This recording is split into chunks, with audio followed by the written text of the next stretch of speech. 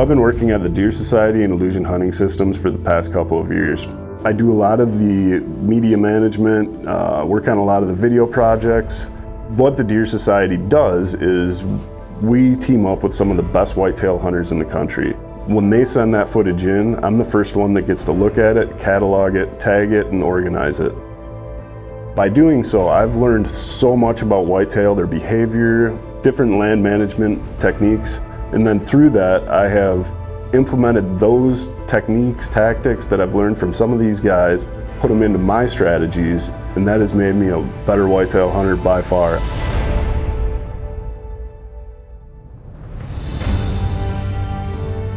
Heading into the 2018 season, I've never gotten an archery buck before.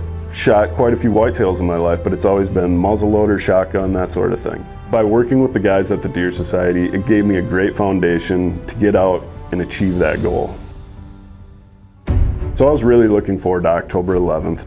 It was the first red moon afternoon of October, some of the best time of the year to hunt. I wanted to hunt over this food plot that I had put in, and I had the perfect wind for it. It was a north wind pushing down into a pine draw.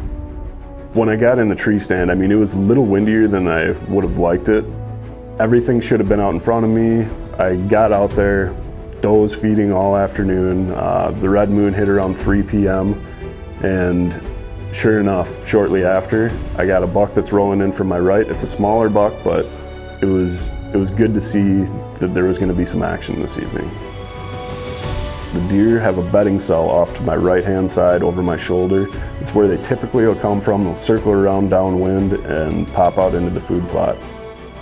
As I'm watching this buck off to my right, I do a quick panoramic scan, see if anything else is coming in, and notice movement down in this pine draw. As this deer starts moving forward, I realize that it is not a buck that I've ever seen before. I haven't gotten any trail camera pictures of it. I haven't ever seen it in any of my prior sits, and I realize that it's a pretty good buck. I'm going through my head right now, and I don't know if I want to shoot this buck. It's one I haven't seen before, but it's a pretty good buck, and I've never shot one with my bow before. It's basically chaos in my head because I had an experience with another deer a couple weeks ago. I haven't seen him since. I elected to pass on this buck just because I had in the back of my head that I had this really, really big buck on the property. I'm starting to second guess myself whether I should have shot or not. I mean, it's my first archery buck. It would have been a great buck. This buck had a really distinct feature on his antlers. It was a split G2 on the right-hand side, and the way his main beams wrap back to the middle, that's what made me give him the name the Boomerang buck.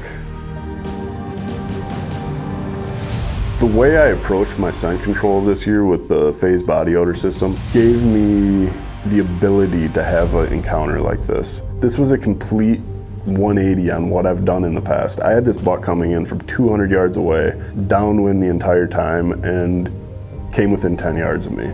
In the past, I get deer downwind, they go the other way. This really makes me a believer on the strength that scent control plays on when you're in the woods. All the guys in the shop are asking me why I didn't shoot this buck.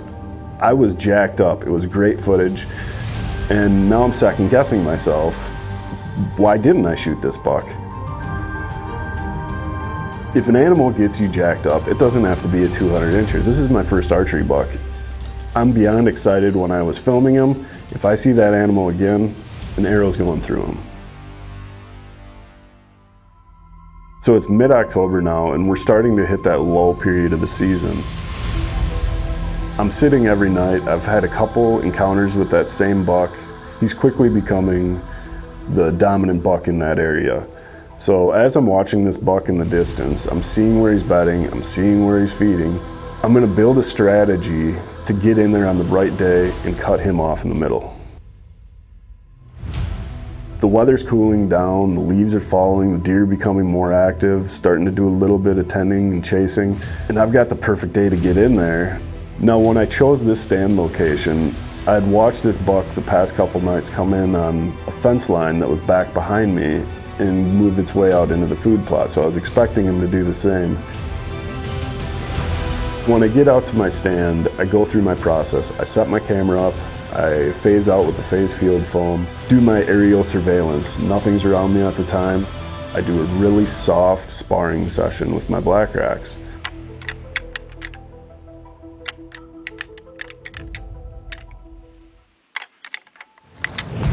This first 8-pointer comes in from straight downwind on a trail that's 10 yards behind the tree stand. He wraps around my tree, comes in about 5 yards from the ladder of my stand, and just starts gradually drifting up the hill. And I mean, he was in front of me for 5-10 minutes.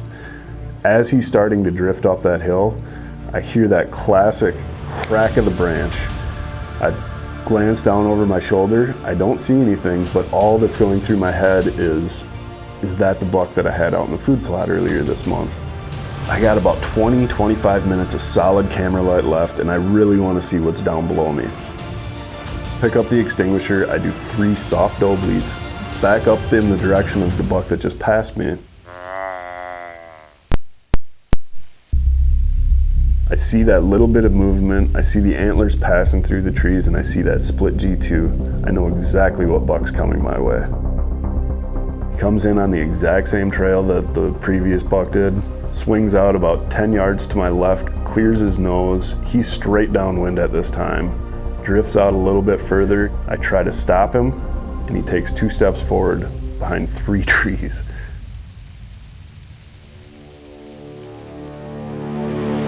At this point, I am freaking out in my head.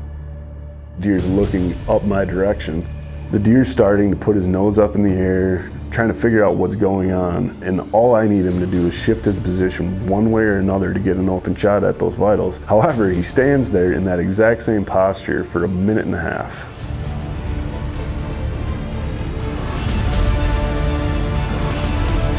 I get that opening that I need to of his vitals. I focus on my breathing, I focus on my shot, and I release the arrow.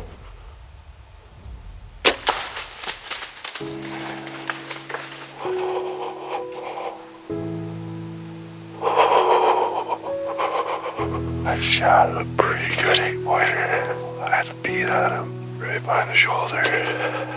Oh, that was insane. That buck came straight downwind. He came from right there. I'll show you with the wind checker. He had absolutely no idea that I was up here. I could not be happier with this buck.